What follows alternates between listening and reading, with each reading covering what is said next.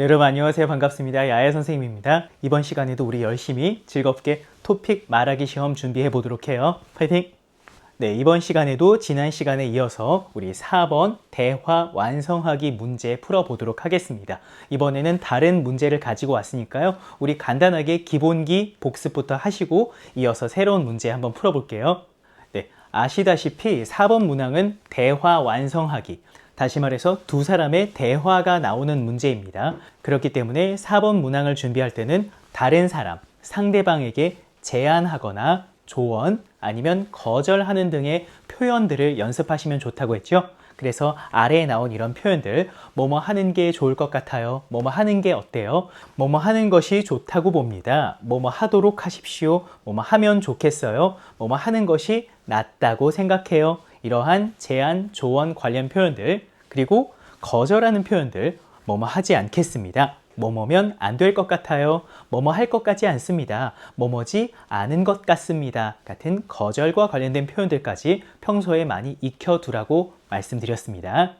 그리고 또 한 가지 기억해야 될 건 지문 안에 답이 들어있으니까 지문을 자세히 듣고 볼 수 있으면 읽고요. 아시겠죠? 그리고 여기 풀이 방법 아직 기억하시죠? 이 세 가지 사항을 주의해서 문제를 풀라고 말씀드렸습니다. 첫 번째가 대답자. 예를 들어서 여자의 말을 이어서 하십시오. 그럼 여자가 대답자가 되는 거예요. 대답자의 의견을 먼저 파악하셔야 됩니다. 최대한 지문을 활용해서요. 그리고 대답자의 의견과 논점을 바꾸지 않고 그대로 지속시키는 게 필요합니다. 세 번째는 상대방의 마지막 말과 연결되도록 말을 시작한다. 마지막에 남자가 어떻게 말했는지를 잘 듣고 그거에 연결되는, 이어지는 맥락으로 써야 된다는 거예요.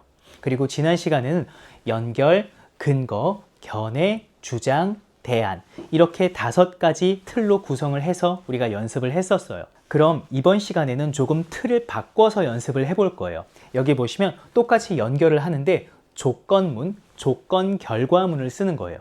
그리고 두 번째 문장도 똑같이 조건 결과문을 쓰고 그 다음에 견해, 주장, 대안 뒤에 세 문장은 비슷하네요. 네, 이런 형식으로 이번에 한번 연습을 해볼게요. 네, 조건문은 이거죠. 뭐뭐 하면 뭐뭐 할 것이다. 뭐뭐 할 거예요. 그리고 그렇게 되면 어떻게 될 거예요. 그리고 뿐만 아니라는 나열하고 열거하는 거예요. 네, 조건을 2개 말할 거니까 열거를 해도 되죠. 네, 그 다음에 뭐뭐는 뭐뭐 해야 한다고 생각해. 네, 반말하는 것도 연습해 볼게요.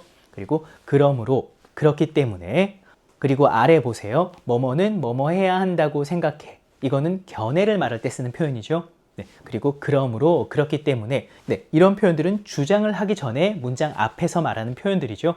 네, 그리고 뭐뭐 하면 될 거야. 뭐뭐 하면 뭐뭐일 걸. 이렇게 표현하는 거는 네, 대안을 말할 때 쓰면 되겠네요. 네, 그럼 이런 기본기 그리고 이 문장의 틀을 가지고 새로운 문제를 한번 풀어볼게요. 네, 자 봅시다. 대화 완성하기 문제예요.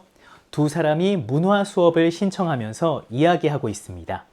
남자의 마지막 말을 듣고 여자가 할 말로 대화를 완성하십시오. 네, 똑같이 이번에도 여자가 되어서 말을 하는 거예요. 네, 먼저 남자의 말을 볼게요. 신청서에 쓸 게 너무 많다.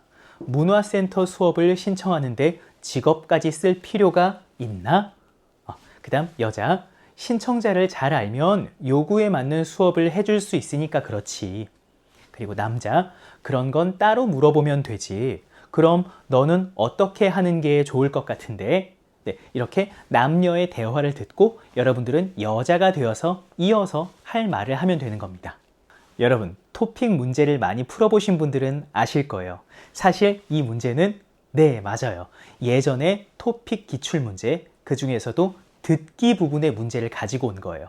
남자의 중심 생각을 고르시오. 이 문제예요. 혹시 기억하세요? 네, 그 문제를 선생님이 살짝 응용해서 바꿔봤어요. 네, 이렇게 바꾼 문제를 가지고 우리 한번 풀어봅시다. 자, 가장 먼저 우리 뭐 해야 돼요? 네, 첫 번째는 여자의 의견을 파악해야 됩니다. 우선 남자의 의견부터 알아볼까요? 남자는 신청서에 쓸 게 너무 많다고 말했어요. 그래서 어떻다는 거예요? 신청서에 써야 할 정보들이 너무 많아서 좋다, 싫다? 네, 싫다고 하는 거죠. 너무 많아서 싫다. 하지만 여자의 의견은 어떻습니까? 신청자를 잘 알면 요구에 맞는 수업을 해줄 수 있으니까 그렇지 라고 말했다는 건 네, 신청서에 정보를 많이 쓰는 게 좋다, 안 좋다? 네, 좋다라고 말하는 거예요. 다시, 여자는 신청서에 많은 정보를 쓰는 것을 찬성한다, 좋아한다. 이게 바로 여자의 의견입니다. 아시겠죠? 자, 그 다음 여자의 의견과 논점을 바꾸지 말고 말을 구성한다. 무슨 말인지 아시죠? 네, 남자가 여자의 의견과 반대되는 의견을 말하더라도 여자는 바꾸지 말고 그대로 유지시켜서 대답을 하시면 됩니다. 다시 말해서 여자는 신청서에 정보를 많이 쓰는 거, 이거에 대해서 찬성을 하고 좋아한다라는 이 의견을 바꾸지 않는 겁니다. 그대로 가지고 가는 거예요. 아시겠죠? 자, 그 다음 세 번째, 남자의 마지막 말과 연결되도록 말을 시작한다. 자, 남자가 마지막에 뭐라고 했어요? 그런 건 따로 물어보면 되지라고 했어요. 그러니까 신청서에 일일이 하나하나 많이 적지 말고 따로 물어봐라. 개인적으로 물어봐라. 그렇게 하면 될 것이다. 이게 바로 남자의 생각이죠. 기억해 두세요. 자, 그리고 그럼 너는 어떻게 하는 게 좋을 것 같은데? 라고 여자의 의견을 물어봤어요.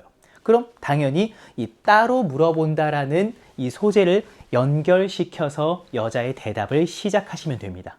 아시겠죠? 네.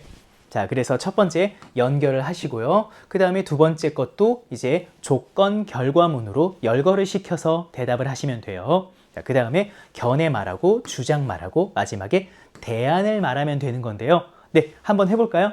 시작. 자, 먼저 연결을 시켜볼게요. 그리고 어떤 문장?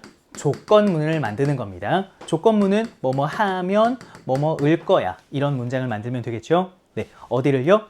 따로 물어보면. 여러분, 여기 첫 번째 문장에 너무 많은 내용을 담을 필요가 없어요. 뒤에 이어서 연결시키면 돼요. 아시겠죠? 네, 아주 간단하게 써볼게요. 만약에 따로 물어보면 어떻게 돼요? 네, 바로 조사를 한 번만 하는 게 아니고 여러 번, 많이 하게 되는 거예요.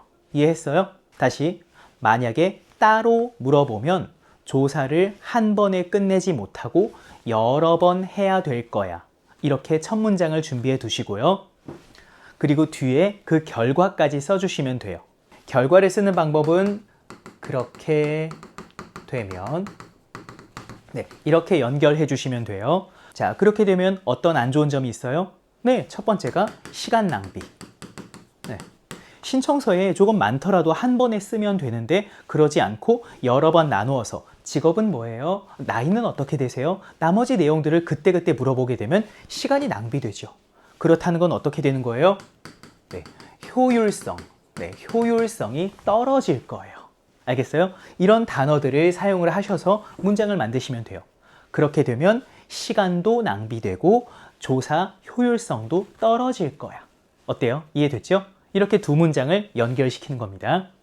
자, 그 다음에 이어서 여자의 견해를 쓰는 건데요. 이 견해는 여기의 내용을 참고하시면 좋아요. 여자가 뭐라고 했어요? 신청자를 잘 알면 요구에 맞는 수업을 해줄 수 있으니까 그렇지. 자, 여기서 신청자 아니면 신청서 이런 단어들을 가지고 오시면 돼요. 네, 바로 신청서 이런 단어, 그리고 신청자 아니면 학생 등등 이런 단어들요. 네. 그 다음에 필요한 단어가 쓸 게 너무 많다니까 정보가 있겠죠. 정보. 네. 그 다음에 이런 정보가 어때요? 꼭 필요하다는 말을 해줘야 되죠. 네. 이렇게요. 그래서 견해를 말할 때 쓰는 표현까지 뭐뭐다고 생각해. 이것까지 써주시면 돼요. 이렇게 말하면 괜찮을 것 같아요. 나는 신청서에 쓰는 신청자의 정보가 수업에 꼭 필요한 요소라고 생각해. 이렇게요. 자기의 견해를 말하는 거죠. 네, 신청자들의 정보는 신청서에 꼭 써야 된다. 필요하다. 이런 내용들이요. 네. 그 다음에 주장을 하는 거죠. 어떻게 주장하죠? 뭐뭐 해야 돼. 뭐뭐가 필요해. 이렇게 말하면 되겠죠. 뭐뭐 아야 한다. 이런 거나 뭐뭐가 필요하다. 이런 표현들이요. 그리고 마지막 주장을 하기에 앞서서 필요한 연결 표현 뭐죠? 네, 그렇기 때문에. 그렇기 때문에. 네, 그렇기 때문에 신청서에는 정보를 최대한 많이 써야 해. 아니면 정보를 많이 쓸 필요가 있어. 이렇게 쓰면 되겠죠. 네. 그 다음 마지막으로 대안 문장을 말하는 건데요. 이번에도 또 대안 문장을 써요? 안 쓰셔도 되고요. 제가 이번에도 한번 준비를 해봤으니까 한 번 더 연습해 보자고 하는 거예요. 네. 대안 문장은 어떻게 쓰는 거죠? 네. 남자의 의견에 대한 대안을 쓰는 거예요. 남자는 이 신청서가 어떻다고 생각하죠? 네. 쓸 정보가 너무 많다. 그래서 귀찮고 번거롭다라고 불만을 이야기하고 있어요. 그럼 이런 남자처럼 신청서에 쓸 정보들이 너무 많아서 번거로워하는 사람들한테 어떠한 대안을 주면 좋은지 이 아이디어를 생각하시면 되는 거예요. 예를 들어서 뭐가 있을까요? 네, 이 긴 신청서 양식대로 다 작성을 했을 때 뭐 소정의 작은 선물, 상품 같은 것들을 증정한다면 신청자들이 좀 만족할 수 있지 않을까요? 어때요? 이런 것들을 한번 준비해 볼게요. 네. 상품 아니면 선물. 그리고 여기는 문화센터에서 수업을 신청하는 거니까 그럼 어떤 게 좋을까요? 네, 수업 할인권. 그쵸? 할인권. 아니면 쿠폰이라고 해도 되죠? 네, 할인 쿠폰. 이런 것들을 나눠주면 좋지 않을까요? 네, 말을 만들어 볼게요. 신청서를 다 작성한 사람들에게는 수업 할인권 같은 선물을 증정하면 좋을 것 같아. 이렇게 마지막 문장을 아름답게 완성하시고 끝내시면 되겠죠? 네, 어때요? 할 수 있겠어요? 네. 네, 이건 선생님이 다시 한번 정리를 해 놓은 문장입니다. 한번 같이 읽어 볼게요. 네, 시작. 정보들을 따로 물어보게 되면 조사를 한 번에 끝내지 못하고 여러 번 해야 될 거야. 그렇게 되면 절차가 번거로워져서 오히려 수강생 정보를 효율적으로 수집할 수 없을걸? 신청서에 쓰는 정보는 수업의 질과 연관되는 꼭 필요한 요소라고 생각해. 그렇기 때문에 신청자와 교육기관 모두를 만족시키기 위해서 신청자의 정보를 많이 알려줄 필요가 있어. 신청서를 작성하고 나면 작은 선물을 나누어주는 이벤트 같은 걸 하면 신청자들도 큰 불만은 없을 거야. 어때요? 네, 완벽한 대답이 되었죠? 네, 여러분들도 이렇게 연습해 보세요. 화이팅입니다. 자, 그럼 우리 이번 시간은 여기까지 하도록 하고요. 다음 시간에는 또 다른 4번 문제를 더 연습해 보도록 해요. 네, 그럼 우리 다음에 또 만나요. 감사합니다. 안녕히 계세요.